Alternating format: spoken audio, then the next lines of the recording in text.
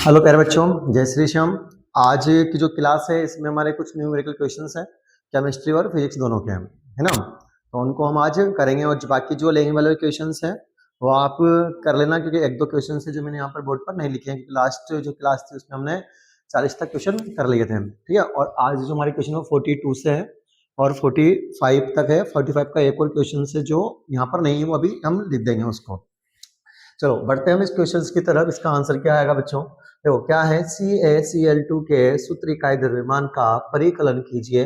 तो परिकलन का मतलब क्या होता है बच्चों? इसके जो आणविक द्रव्यमान होगा, परिकलन का मतलब क्या हो गया, इसको अपने को ज्ञात करना है। सिंपल सी बात ये हो गई। अब इसको हम ज्ञात कैसे करेंगे आपको पता है, केवल हम इसको उड़ाना ही है अब हमें, है ना। मैं बाकी इतना इसको लेंथ मतलब नहीं करूंगा कि ये ज्यादा क्वेश्चन बढ़ जाए, है ना, ज्यादा लंबा आंसर हो जाए हमारे पास में। देखो ध्यान दो, कैल्शियम बताओ, कैल्शियम का परमाणु क्रमांक कितना? 20। 20 को 2 से गुणा करो कितना हो गया? 40। तो इसका द्रव्यमान बताओ कितना हो गया बच्चों? 40 हो गया, ठीक है। क्लोरीन कितना होता है? तो 35.5। और कितना क्लोरीन यहाँ पर? 2 है, तो यहाँ पर 40 हो गया। और ये कितना हो गया बच्चों? 70 और 1 71। तो बताओ कितना आया यहाँ पर? 1 7 और 4 11, तो 111 म्यू इसका क्या हो जाएगा बच्चों? आंसर हो जाएगा, ठीक है। कोई डाउट यहाँ तक समझने में? चलो बढ़ते हैं आगे, नेक्स्ट, ठीक है। यदि तत्व का परमाणु क्रमांक कितना है? Z = 3। देखो यहाँ पर दे दिया परमाणु क्रमांक कितना है? Z = 3 है। तो तत्व की संयोजकता लिखनी है, तत्व का नाम लिखना है, और तत्व का क्या लिखना है बच्चों? प्रतीक लिखना है। तो मैंने आपको बताया था कि अगर कोई भी जो तत्व है उसका Z = 3 हो गया तो मतलब इसका क्या है? परमाणु क्रमांक है। तो आपको पता है 3 पे कौन आता है? लिथियम आता है बच्चों। कौन आता है? लिथियम। तो उसका आपको क्या लिखना है?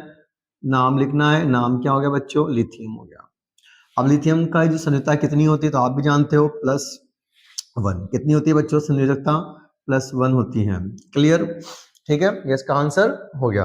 अब क्वेश्चन नंबर जो 45 है वो क्या है? एक वस्तु है जो 16 मीटर की दूरी 4 सेकंड में तय करती है और पुनः 16 मीटर की दूरी है वो 2 सेकंड में तय करती है, तो उसकी औसत चाल ज्ञात कीजिए। अपने को औसत चाल ज्ञात करनी है, तो औसत चाल बराबर क्या होगा बताओ? कि दूरियों का योग बटा कुल समय, या कुल दूरी बटा कुल समय। तो टोटल में यहाँ पे लिखूंगा total distance upon total time. ये हमारे पास में क्या हो गया, है ना, एवरेज स्पीड हमारे पास में आ गई। तो बताओ कैसे करेंगे बच्चों इनको? इसको अपन 16 + 16 + 4 + 2, बताओ कितना आ गया बच्चों? 32। 32/6 कितना आ गया? 32/6। इसको हम और सोल्व करेंगे तो बताओ कितना आ गया? सोल्व करो इसको, 6 पंजे 30, ठीक है। कितना बच गया हमारे पास में? सॉरी, है ना, 6 पंजे 30, ठीक है। और कितना बच गया हमारे पास में? 2 और बच गया, तो 6 × 18, तो लगभग कितना आ जाएगा? 5.3 मीटर पर सेकेंड। कितना आएगा बच्चों? 5.3 मीटर पर सेकेंड इसका आंसर आएगा, ठीक है। चलो एक और क्वेश्चन था हमारे पास में, उसको भी हम कर लेते हैं हाथों हाथ। एक सेकेंड रुकना बस, है ना।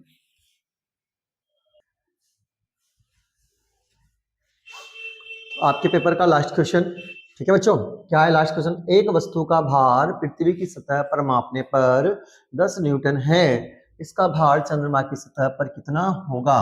क्लियर। चलो इसको भी हम सेकंडों में उड़ा सकते हैं, पहले थोड़ा समझा देता हूँ फिर इसको करना अच्छे से। तो मैंने कहा था आपको कि weight of earth equal to weight of moon multiply by 6। तो इसका मतलब हो गया कि weight of moon equal to weight of earth 1/6। Clear, ठीक है ना। फॉर्मूला वैल्यू पर पुट कर रहे हैं अपन, तो कहाँ पे पूछ रहा है ये? मून पर, मतलब चंद्रमा पे पूछ रहा है। तो weight of moon equal to बताओ कितना हो गया बच्चों? 10। 10/1/6। तो इसका जो वेट का जो मान आया कितना आया बच्चों? 10/6 आया। तो लगभग कितना आएगा इसमें? 1 पॉइंट कितना बच गया? 4। यहाँ पर 4 बच गया है ना, तो